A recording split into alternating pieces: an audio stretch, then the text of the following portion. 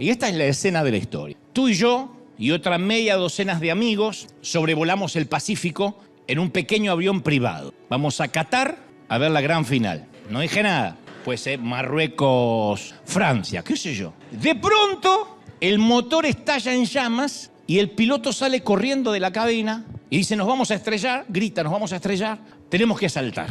No es una opción, ¿tenemos que saltar o nos estrellamos? Es bueno que el piloto sepa dónde están los paracaídas, cómo nos tenemos que colocar, porque nosotros no tenemos la menor idea y encima con los nervios menos. Así que los distribuye, somos pocos, nos da unas pocas indicaciones, nos colocamos en la fila mientras que él abre la puerta, hay que saltar. Y es entonces cuando el primer pasajero que está ahí para saltar se aproxima a la salida y grita por sobre el ruido del viento y dice, ¿podría pedir algo? Por supuesto, dice el piloto. ¿Qué necesita? ¿Me podrían dar un paracaídas rosado? Y el piloto incrédulo dice, pero no es suficiente. ¿No es suficiente que tenga un paracaídas? Sí, pero siempre soñé con un día como este, dice el tipo. Y siempre imaginé que iba a caer en un paracaídas rosado. Te dirán, ¿y por qué? Y porque hay gente loca, qué sé yo. Y mientras el tipo está diciendo semejante estupidez, está interrumpiendo la salida del resto de nosotros, que queremos salvar nuestras vidas, que no nos importa el color del paracaídas. Entonces el piloto trata de razonar dentro de los pocos segundos que quedan para razonar en un infortunio como este. Le dice, caballero, usted no entiende lo que está pasando. Le estoy dando un paracaídas. Eso es más que suficiente. Y el tipo raro insiste, porque vieron que hay tipos raros distribuidos estratégicamente de manera que nos encontremos de 2 a 3 por día. El tipo raro dice, yo no pienso saltar si no es con un paracaídas rosado porque se lo prometí a mi esposa y a mis hijos. Y en ese momento de semejante infortunio, de esa tragedia, un artículo para saltar es lo que el piloto está ofreciendo. Punto. Está colocando en nuestras manos una herramienta estratégica. Pero hay un tipo que no quiere saltar porque no cumple su caprichito de que él quiere verse en Instagram saltando con un paracaídas rosa o rosado. Ustedes dirán, ¿demasiado ridículo para ser cierto? Sí, tal vez lo sea, al menos en esta historia del pequeño avión que alguna vez leí.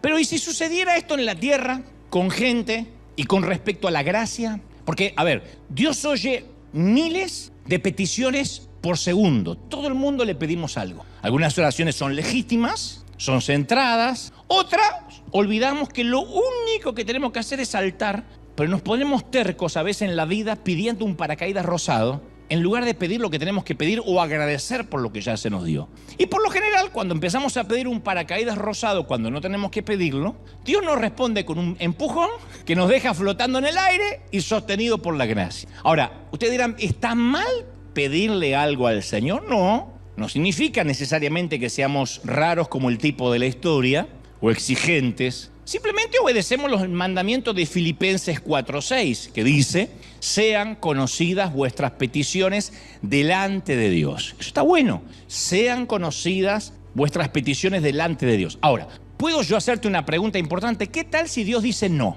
¿Está bien pedir? Está bien pedir. Pero Dios dice no, en este momento no. ¿Cómo respondemos? Si Dios nos dice, te he dado mi gracia, te he salvado del infierno y eso va a ser suficiente para ti de este lado del sol.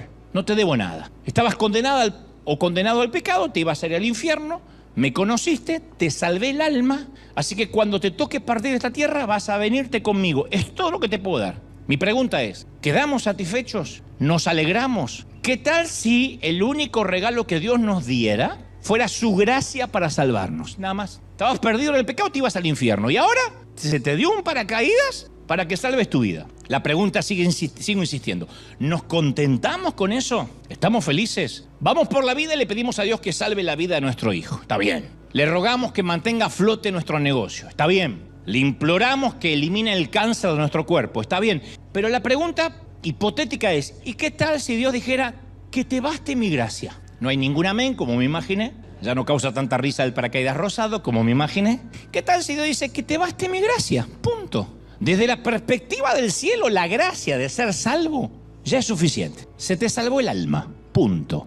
Es como un enfermo terminal que se le salva la vida del cáncer y él dice, sí, pero lo que pasa es que me quedaron marcas y cicatrices. Se te salvó la vida. Sí, pero yo no quería estar en la cama de un hospital en el posoperatorio. Se te salvó la vida. Uno agradece por haber salvado la vida. O sales de un incendio chamuscado con el pelo quemado y dices, sí, pero se me arruinó el peinado justo que fui a la peluquería. Pero se te salvó la vida. Entonces Dios dice, te estoy dando un paracaídas para salvarte del infierno, cabezón. Salta y ponte a salvo. Es todo lo que tienes. Y nosotros decimos, sí, está bien, Señor, pero ¿habría una posibilidad de un paracaídas rosado? Si Dios salva nuestras almas y luego nos deja viviendo leprosos o en una isla desierta, ¿sería injusto? ¿Nos estaría debiendo algo? Después de darnos la vida eterna, ¿nos atrevemos a rezongar por un cuerpo dolorido, por una salud frágil? No digo que hay que estar agradecido.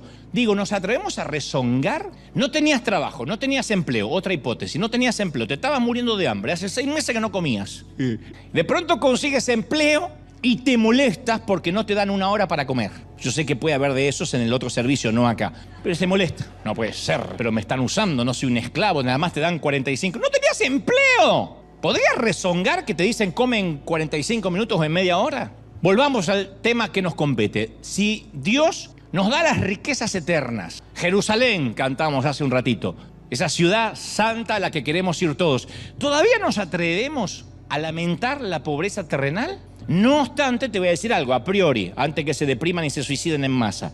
Te voy a decir esto, Dios no nos ha dejado, creo que a la mayoría, si no a todos, solo con la salvación. Porque si tienes oídos para escuchar estas palabras, los medios para haber llegado hasta aquí, ya tienes gracia sobre gracia. Si además desayunaste, ni te cuento. Ya tienes gracia sobre gracia, ¿sí o no? Porque la mayoría somos salvos y también somos bendecidos. Tenemos calzado. Nos podemos dar una ducha de tanto en tanto, aunque sea los miércoles. Pero también existen ocasiones cuando Dios, después de darnos su gracia, oye nuestras oraciones y nos dice: mi gracia es más que suficiente para ti. ¿Eso es injusto? ¿Dios sigue siendo bueno cuando el resultado no lo es tanto? Alguien se recupera del cáncer y decimos, qué bueno que es Dios, aleluya, Dios es bueno. Nos dan un aumento de salario y decimos, Dios es bueno, Dios es bueno. Dios sabe que necesitaba un aumento y una promoción, puesto que estaba tapado de deuda. Dios es bueno. Logramos ingresar a la universidad a la cual aplicamos. Nuestro equipo gana y decimos, Dios es bueno, Dios es bueno. ¿Qué es una falacia? Entre paréntesis, es una falacia en un mundial, en una Copa América, en la CONCACAF, decir que hay gente orando para que gane su equipo, porque todos pueden orar. Y Dios no pertenece ni a Brasil, ni a México, ni a Argentina. Dios sigue siendo Dios y no tiene nada que ver con el juego. Eso depende de cada uno, de los juegos, de un montón de situaciones, pero no tiene que ver Dios. Algunos se deprimen por esto, pero es así. No puede ser que yo diga, no, a los mexicanos yo no los escucho mucho. Portugal casi los escucho, pero tampoco. No, pero nosotros decimos, Dios es bueno, nos dio una alegría al pueblo. ¿De verdad? Ahora la pregunta es, ¿daríamos gracias a Dios de igual manera si las circunstancias fueran diferentes? Dios es bueno en la maternidad y en el cementerio. Dios es bueno en la fila del supermercado, pero en la fila para conseguir empleo. Dios es bueno en los días de provisión y en los días de recesión. Porque José tuvo un sueño y dijo que veía 7 años de abundancia y 7 años de escasez, y que ambas eran permitidas por Dios, ambas estaban bajo el paraguas divino. La pregunta es, ¿Dios sigue siendo bueno aunque las circunstancias no lo sean? Porque si no, tenemos que rever qué hemos creído. Si no, no venimos a la iglesia porque Dios es Dios, sino porque compramos un seguro médico, un seguro de vida. Entonces, la mayoría de nosotros entendemos esto, que es teología básica. Bueno, el Señor me dio la salvación, punto. Pero después, sin querer, es como que firmamos o sentimos que firmamos un acuerdo contractual con Dios, como si fuera un contrato unilateral. ¿Qué es un contrato unilateral? Un contrato que firma una sola persona. Y para que un contrato tenga sentido, tienen que firmar las dos partes. Pero uno siente que firma un contrato y que Dios también lo firmó. Dios nunca lo firmó, nosotros lo firmamos. ¿Cuándo lo firmamos a ese contrato unilateral? Cuando dijimos, Señor, yo prometo ir a la iglesia y servirte, pero si tú, Señor, a cambio, salvas mi matrimonio. Yo, Señor, prometo que si sanas a mi hijo, no dejaré un día de orar. Señor, cuida mi trabajo y yo te prometo que también voy a dar todo de mí para servirte. Y es un contrato que uno firma. ¿Dios puede salvar a nuestro hijo? Sí, o puede que no. Y no nos debe nada. Y entonces cuando Dios después no satisface nuestras expectativas, quedamos girando en un torbellino de preguntas. ¿Estará Dios enojado conmigo? ¿Se habrá esfumado? ¿Será que su poder es limitado? ¿Lo habrá superado el diablo? ¿Será que esta vez el Dios no tuvo fuerza? Y mi pregunta sigue siendo, ¿qué creemos de Dios cuando la vida no es tan buena como debería ser?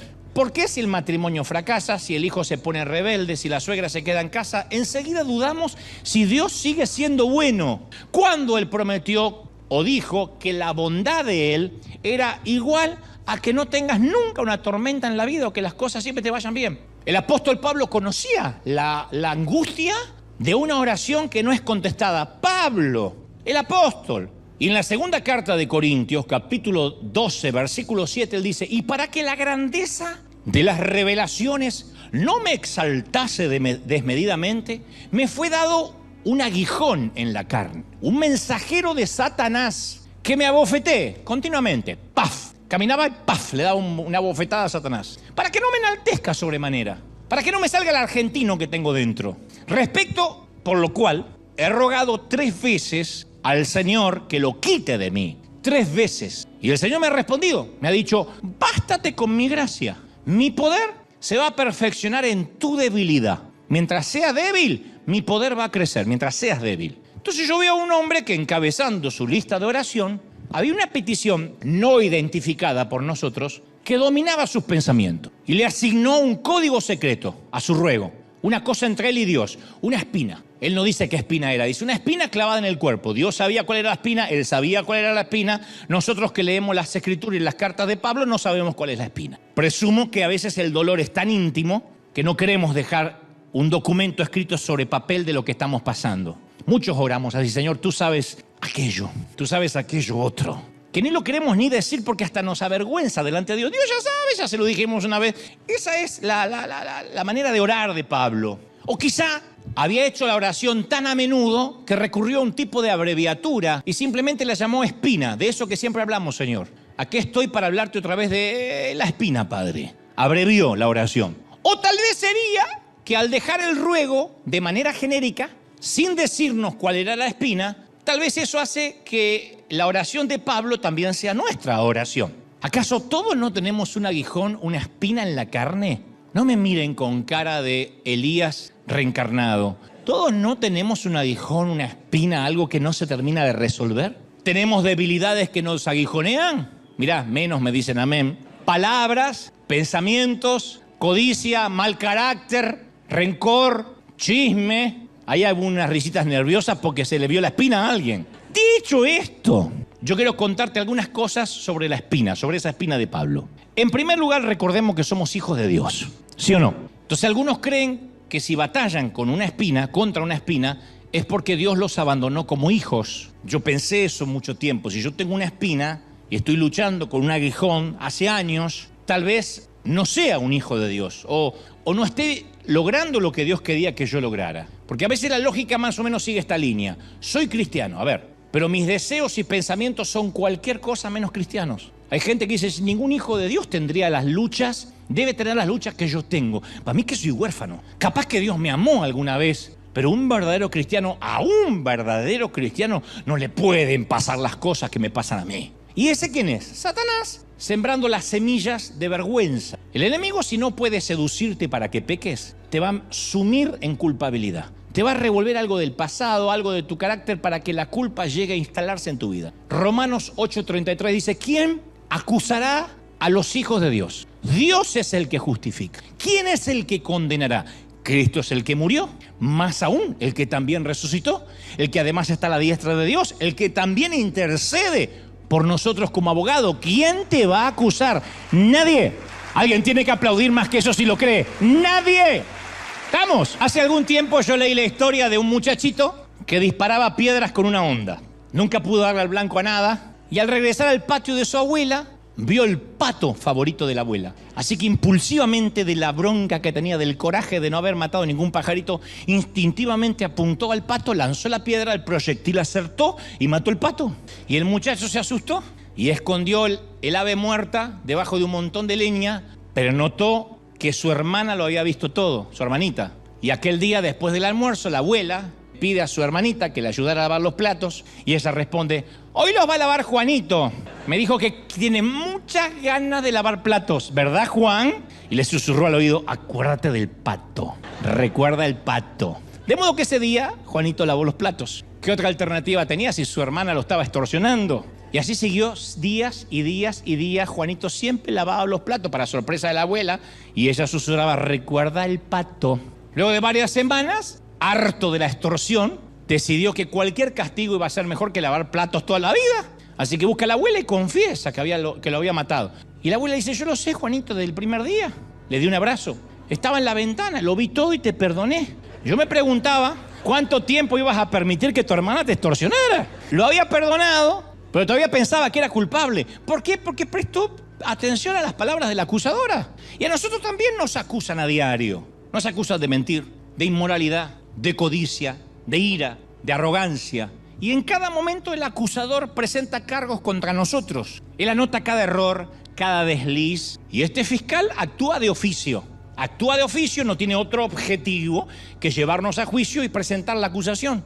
Incluso su nombre significa acusador. Apocalipsis 12:10 dice, el acusador de nuestros hermanos, el que los acusaba delante de nuestro Dios día y noche. O sea que no hay descanso para el diablo. Nosotros no tomamos vacaciones de cristiano, el diablo no. El diablo sigue siendo diablo 24 horas. Jesús murió para que nadie pueda acusarnos. No más platos de agua sucia, no más penitencia, no más hermanas que extorsionan. Nunca más la frase recuerda el pato.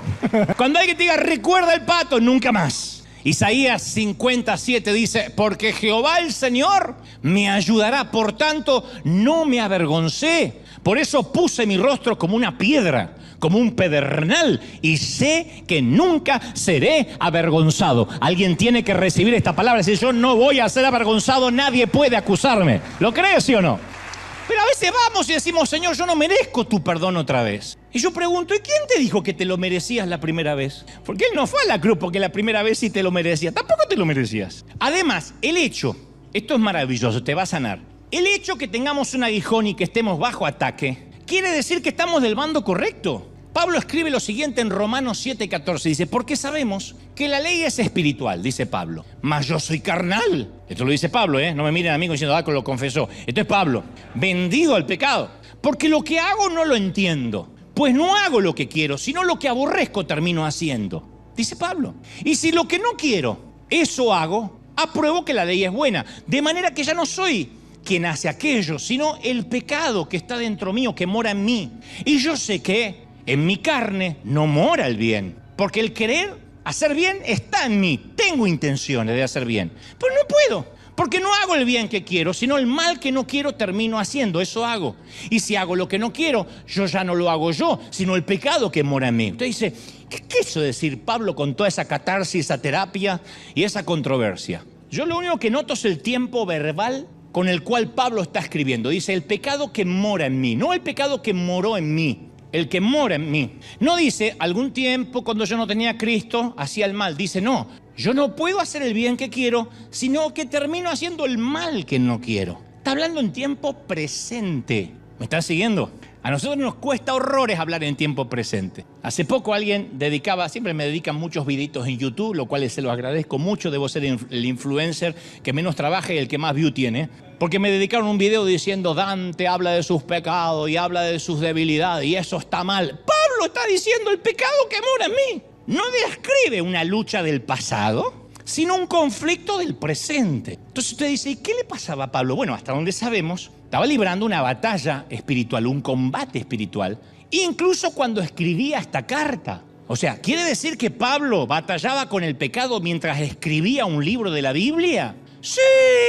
¿Acaso hay alguna ocasión más estratégica para que Satanás apunte contra él que cuando está escribiendo un libro de la Biblia? ¿Por qué pensamos que cuando uno sirve a Dios se acaban los ataques? ¿Es posible que Satanás temiera al fruto que iba a producir esta epístola de Romanos?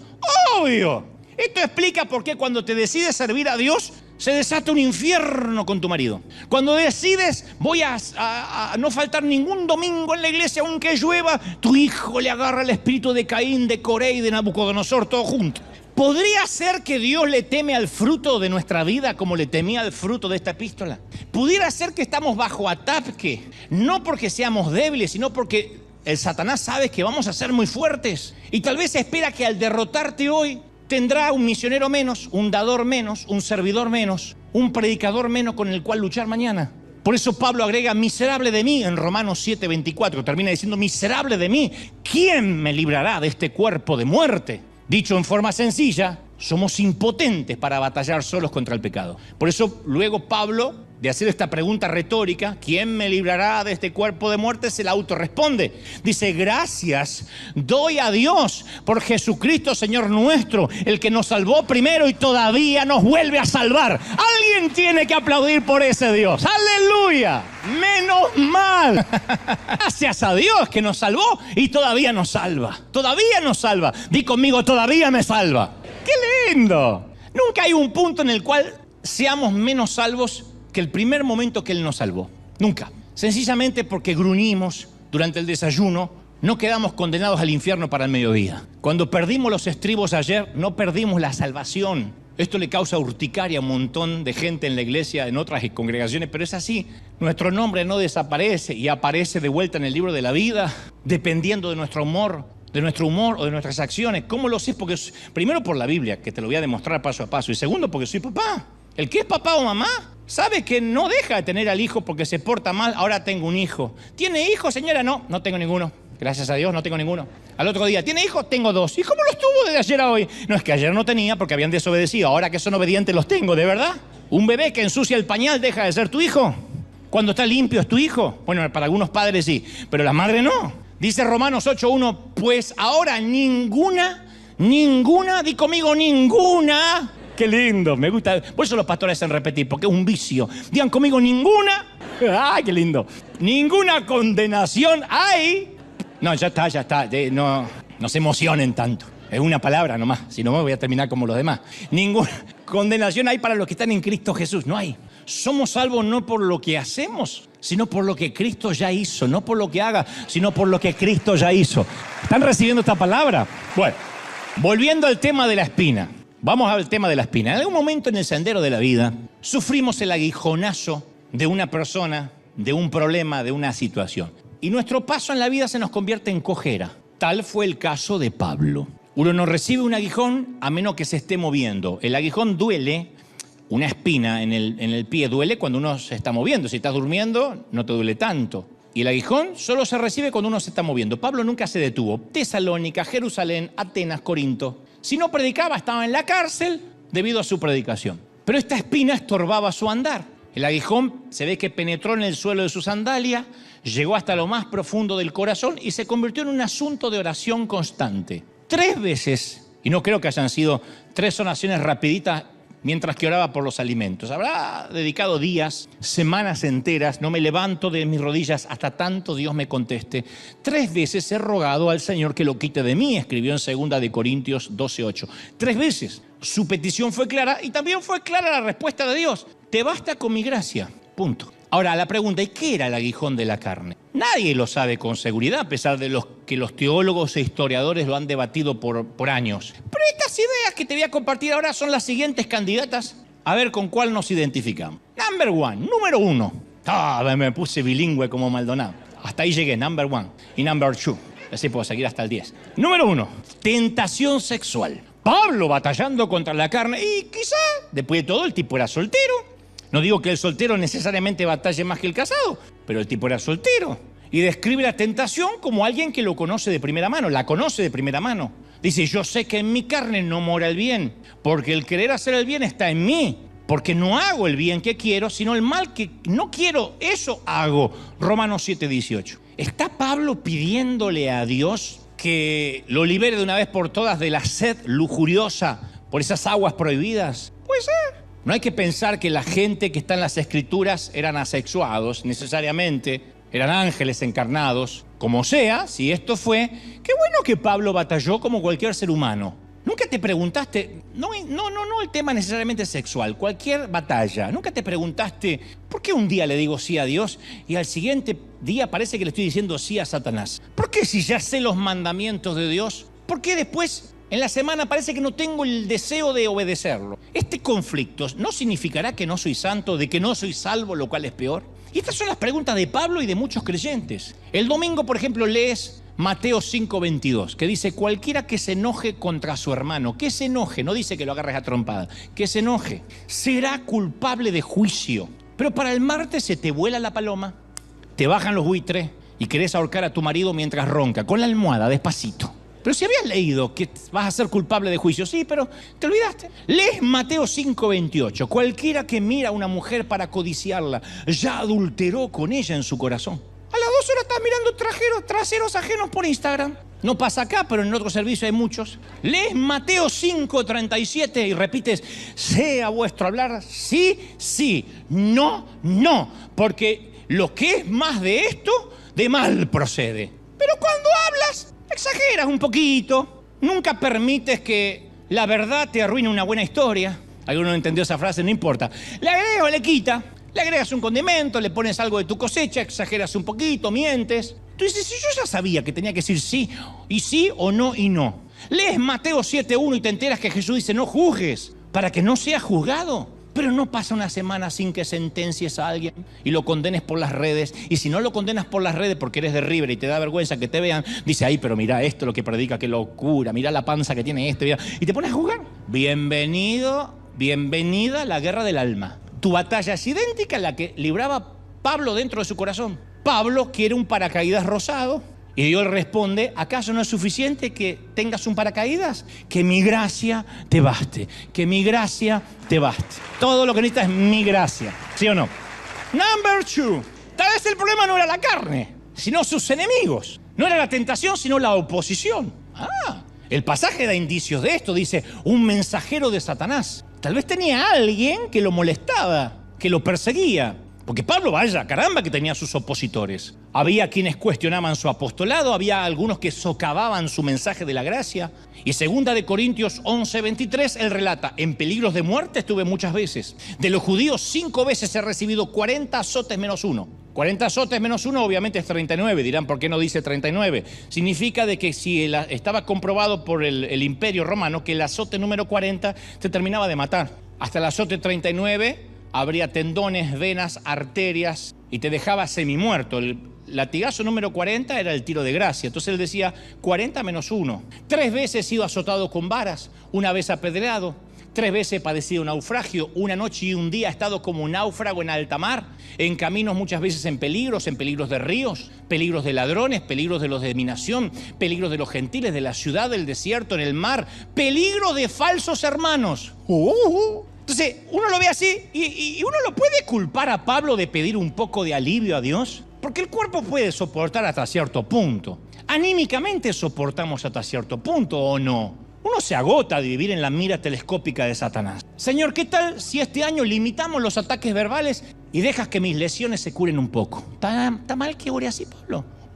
Señor, ¿podríamos espaciar un poco los azotes? ¿Podríamos tener 3 meses sin apedreamientos? De modo que no me caigan todos encima a la vez. Señor, tengo una luxación en el cuello que me despierta cada vez que giro la cabeza del último naufragio. ¿Podríamos esperar hasta que me reponga antes de dar con mis huesos en la cárcel otra vez? ¿Tú te acuerdas, Señor? ¿Tú te acuerdas la noche de la cárcel de Filipos? Bueno, mi espalda todavía no acaba de reponerse. Pablo quiere un paracaídas rosado y Dios le responde, ¿acaso no es suficiente con que tengas un paracaídas? Que mi gracia te baste. Hay gente que dice, pero es que yo ya no puedo más, se me juntó el divorcio, con que mi hijo se fue, con que la enfermedad, con que la quiebra y no puedo más. Dios sabe que no puedo más. Y Dios dice, que mi gracia te baste.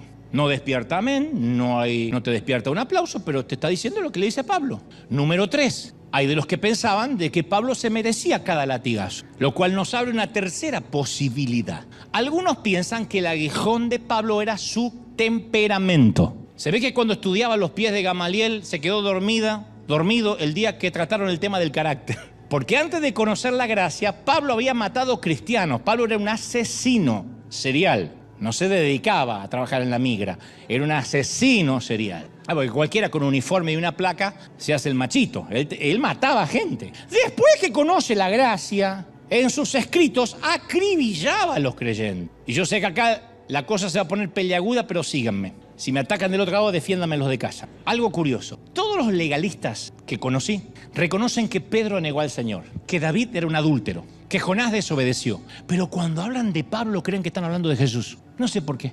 Le reconocen los errores a todo. Y bueno, Moisés era hombre. Y Abraham hay que entender que era hombre. Y bueno, Jonás también. Y Gedeón. ¿Y Pablo? Como si Pablo fue un ángel del cielo. No. Por eso muchos legalistas se identifican más con Pablo que con Jesús. Muchos se identifican más con Juan el Bautista que con Jesús. Muchos dicen, yo no tomo ni siquiera una copita de vino como Juan el Bautista. Bueno, Jesús transformó el agua en vino. Pero muchos se identifican con el que más se reflejan. Y Pablo, yo lo leo, lo he leído toda mi vida, era un tipo de mecha muy corta. Ejemplo, alguno se va a identificar. En Gálatas 2:11 escribe, porque cuando Pedro vino de Antioquía, le resistí cara a cara porque era de condenar. Le resistió cara a cara, yo me lo imagino. Cara a cara se le puso. Y estaba así como el arquero de Holanda con el argentino ahí. Cara a cara. Callate vos, andá para allá, le dijo.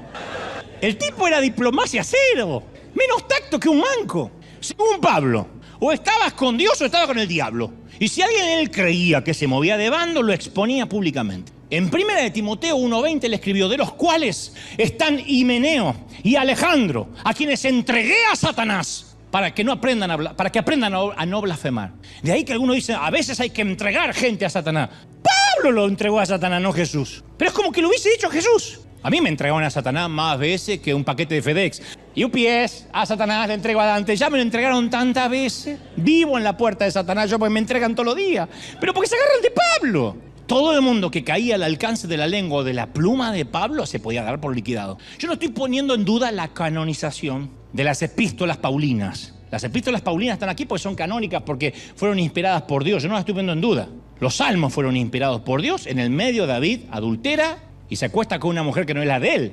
Entonces, ¿esto significa que los salmos no son canónicos? No, son canónicos, pero en la Biblia no solo habla Dios, en la Biblia también habla el diablo. Puedo ver lo que él le dice en la tentación del desierto a Jesús. En la Biblia Judas entrega y traiciona a Jesús. Entonces no podemos tomar cada palabra literal.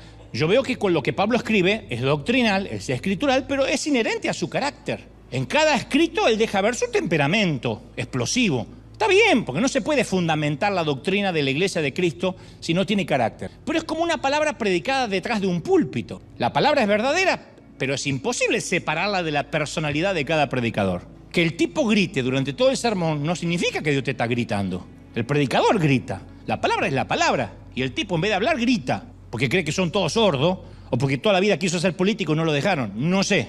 O porque no lo dejan hablar en casa y se aprovecha a gritar en público. Que el tipo llore mientras predique o esté enojado durante todo el sermón, no significa que Dios está llorando y que Dios también está enojado. Así que, vuelvo a Pablo, es posible que su espina sea el temperamento. Pablo quiere un paracaídas rosado, le dice, Señor, cámbiame el carácter, porque a veces me bajo de la cruz y lo quiero ahorcar a Pedro. Y el Señor dice, ¿acaso no es suficiente que tengas un paracaídas? Que mi gracia te baste. Número 4. ¿Me están siguiendo, sí o no? Se puede argumentar que la espina no fue ni la tentación, ni la oposición, ni las habilidades para las relaciones públicas, quizás fue su cuerpo. Recuerden al final de una de las cartas que dice, mirad, en Gálatas 6:11, miren con cuán grandes letras os escribo de mi propia mano. Se ve que escribía con grandes letras, no era una metáfora, una licencia poética. Tal vez sus ojos eran débiles. A lo mejor nunca se recuperó de aquel camino a Damasco. Dios captó su atención con una luz tan brillante que Pablo quedó ciego por 3 días. Y capaz que nunca se recuperó por completo. A los Gálatas les dijo en un momento a los Gálatas, en Gálatas 4:15 les dijo, si hubieses podido, os habéis sacado vuestros propios ojos para dármelos. Yo sé que me aman tanto que me hubiesen dado sus propios ojos. ¿Por qué diría eso? Porque tal vez tenía un problema de vista. En la profesión de Pablo, la limitada agudeza visual podía ser un riesgo ocupacional, porque es difícil viajar si no se ve el sendero. No se puede viajar de noche, no se pueden escribir epístolas, cuando no se puede leer la página más con una vela en una cárcel. Vista débil, mayor esfuerzo de los ojos, dolores de cabeza constante, cefaleas, jaquecas, largas noches sin dormir, pidiendo alivio. Tal vez Pablo dice, Señor, lo único que te pido, 3 veces te lo pedí, ¿hay posibilidad de volver a ver? Es difícil además causar una buena impresión en la multitud si tus ojos están mirando un árbol y crees que estás hablando con una persona. Pablo, ¿qué quiere? Un paracaídas rosado. ¿Y Dios qué le dice? ¿Acaso no te basta que al menos tengas un paracaídas? Que mi gracia te baste. No obstante, esto trae a coalición una posibilidad final. Number 5. Ya estoy para ir a la Casa Blanca. Damos por sentado que Pablo era un gran orador. No sé de dónde damos por sentado eso. Los que lo oyeron podrían discrepar, porque él oyó que decían en Corinto que predicaba la palabra menospreciable, 2 de Corintios 10:10, y nunca discutió al respecto. Dijo en 1 de Corintios 2:3, estuve entre vosotros con mucha debilidad, prediqué con temor y temblor, Y ni mi palabra ni mi predicación fue con palabras persuasivas de humana sabiduría, como diciendo, no la tengo. No tengo ni retórica ni tengo humana sabiduría, sino con demostración de espíritu y de poder. Nosotros nos quedamos con la segunda parte. Sí, tenía espíritu y poder, pero nos olvidamos todo lo que dijo. Dijo, prediqué con temor, con temblor. Te voy a traducir. Estaba tan asustado que tartamudeaba. Sé que me olvidé lo que decía. Y el hecho que ustedes oyeran algo fue porque Dios habló a través mío. Así que Pablo está diciendo, yo no tengo el talento que quisiera tener. Él quería un paracaídas rosado y Dios le dice, ¿acaso no es suficiente que tengas un paracaídas? Que mi gracia te baste. Ahora vamos a resumir todo lo que le dije del perfil de Pablo. Yo no sé cómo te imaginabas a Pablo, pero capaz que la imagen te cambió un poquito. Tentado con frecuencia, azotado regularmente, terco, cabezón, como todo hispano, carácter putrefacto, vista pobre, lengua mordaz. Este es el apóstol Pablo. Pudiera ser que nunca se casó porque nadie lo aguantaba. Me van a matar los religiosos. Pero sí. No, es que tenía el don de continencia. No, nadie lo contenía a él. Nadie lo aguantaba el tipo. No era raro que algunos cuestionaban si era apóstol. Y no es raro que haya orado. ¿Son inapropiadas algunas de sus peticiones? ¿No hubiera sido mejor un apóstol sin tentación? ¿Un Pablo sin enemigos? Con un carácter calmo, buenos ojos, lengua desenvuelta. A lo mejor no, porque si Dios le hubiese quitado la tentación, jamás Pablo habría abrazado la gracia de Dios. Solo el hambriento valora la buena comida. Ni nuestros hijos valoran a veces una buena comida porque la tienen por sentado. Solo el hambriento la valora.